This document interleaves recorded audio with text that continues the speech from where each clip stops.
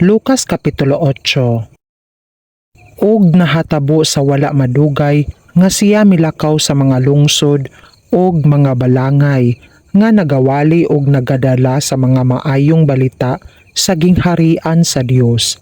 Og uban kaniya ang napulo og duha. Og may mga babayi nga nangaayo sa mga espiritu nga dautan og sa mga sakit. Si Maria nga ginganlan Magdalena, nga kaniya minggula ang 7 ka mga yawa. Og si Juana, asawa ni Kusa, tinugyana ni Herodes. Og si Susana, og uban pang daghan, nga nag-alagad kaniya pinaagi sa ilang mga bahandi. Og sa pag-abot nga tingob sa usa ka dakong panon sa katawhan, og sa midugok kaniya ang mga gikan sa tagsa-tagsa kalungsod, misulti siya pinaagi sa usa ka sambingay.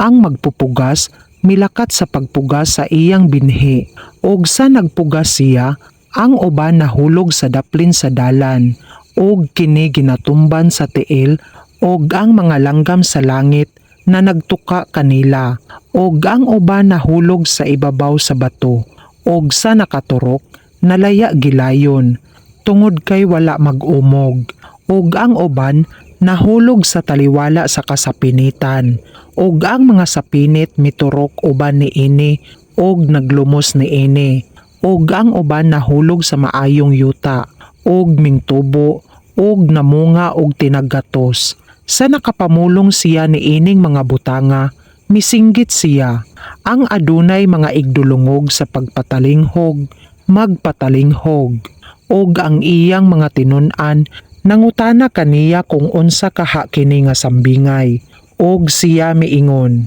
kaninyo ginatugot ang paghibalo sa mga tinago sa gingharian sa Dios, apan alang sa uban ipaagi sa mga sambingay, aron nga sa pagtan-aw dili sila makakita, og sa pagpatalinghog dili sila makasabot. Karon ang sambingay mao kini, ang binhi mao ang pulong sa Dios, og ang mga sadaplin sa dalan mao ang mga nagapatalinghog. Unya miabot ang yawa, og nagakuha sa pulong gikan sa ilang kasing-kasing, aron sila dili managtuo og dili mga luwas. Og ang mga sa ibabaw sa bato mao kadto sila nga sa nakapatalinghog midawat nga malipayon sa pulong. Og kini sila walay gamot nga sa jutayng panahon mingtuo, og sa panahon sa pagsulay nang hisalaag sila, og ang nahulog sa taliwala sa kasapinitan mao kadto sila nga nanagpakadungog, og sa diha nga nagapadayon sila sa ilang panaw, gilumsan sila sa mga kaguol, og sa mga bahandi, og sa mga kalipayan ni ining kinabuhi, og wala maghatag og bunga sa kahingpitan. Og ang sa maayong yuta, mao kadto sila nga may kasing-kasing, maligdong og maayo, nga sa pagpakadungog sa pulong, nagtipig ni ini, og nagdalag bunga uban ang pailob, og walay tawo nga sa gidagkutan niya ang usa ka lamparahan, iyang pagatakluban sa tadyaw, kun igabutang kini niya sa ilalom sa higdaanan, kundili igabutang kini sa ibabaw sa tangkawan, aron nga ang mga musulod makakita sa kahayag, kay walay bisan unsa nga sinalipdanan nga dili madayag, og walay bisan unsa nga tinago nga dili mahibaluan og mabutyag.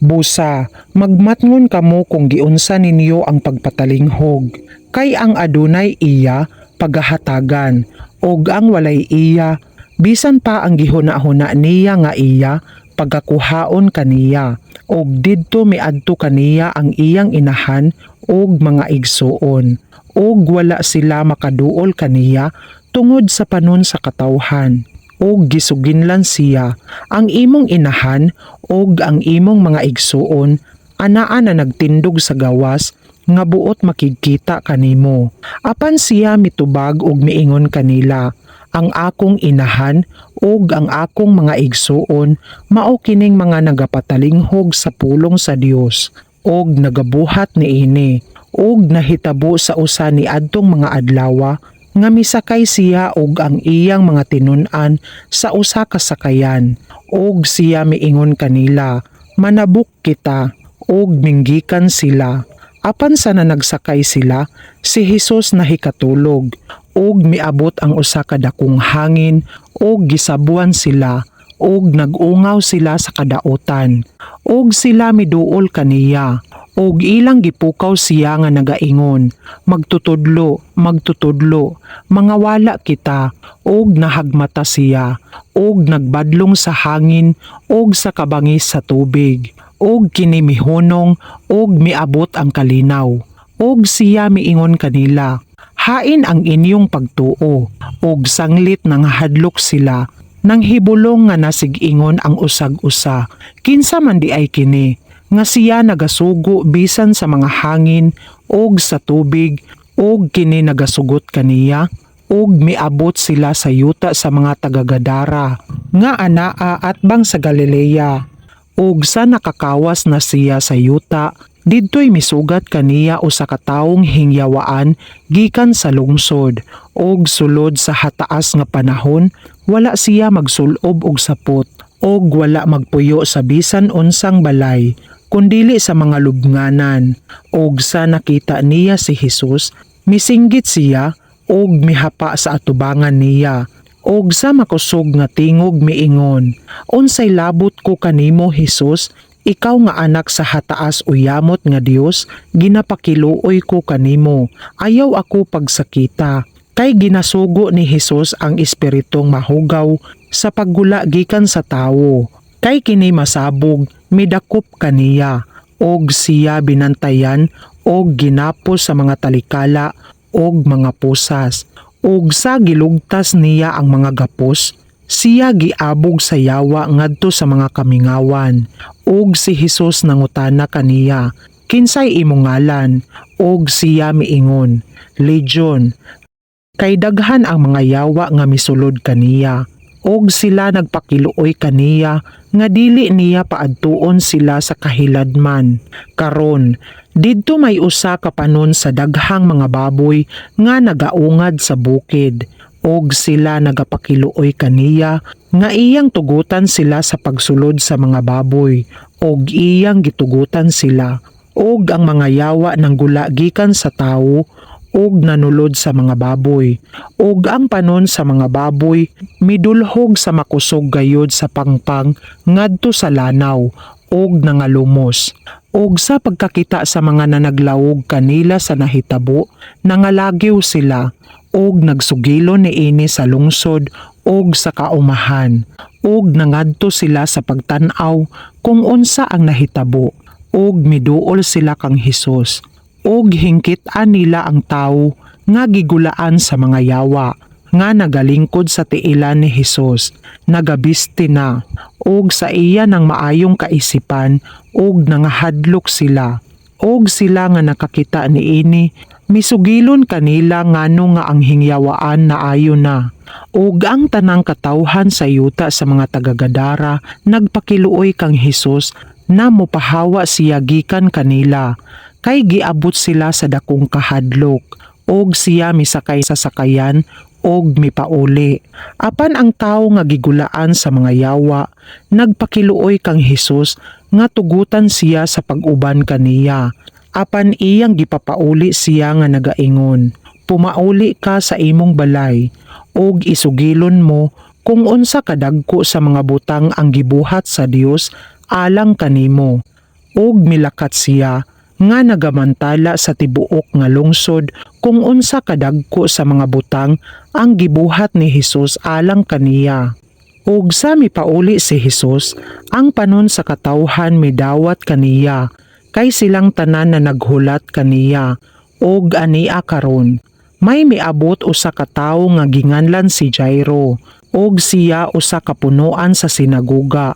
Ug siya mihapa sa tiilan ni Hesus og nagpakiluoy kaniya nga moadto siya sa iyang balay, kay siya may bugtong anak nga babayi nga may napulo og 2 ka tuig ang panuigon, og kini himalatyon. Apan sa naglakat siya, ang mga panon sa katawhan mipiit kaniya, og usa ka babayi nga ginatalinugan sulod sa napulo og 2 na katuig nga naghurot sa tanan niyang kabuhian sa pagbayad sa mga mananambal. Og wala siya mamaayo ni bisan kinsa kanila. Miduol sa likod niya og mihikap sa sidsid sa iyang biste. Og gilayon, mitangon ang talinugo niya. Og miingon si Hesus, "Kinsa ang mihikap kanako?" Og sa na naglimod ang tanan, miingon si Pedro og sila nga diha uban kaniya. Magtutudlo, ginadutdot og ginapiit ka sa mga panon sa katawhan. Og moingon ka, "Kinsa ang mihikap kanako?" Apan miingon si Hesus, "May mihikap kanako kay hingmatngunan ko nga may gahom minggula kanako." Og sa pagkakita sa babayi nga wala siya masalipdi, miduol siya nga nagakurog.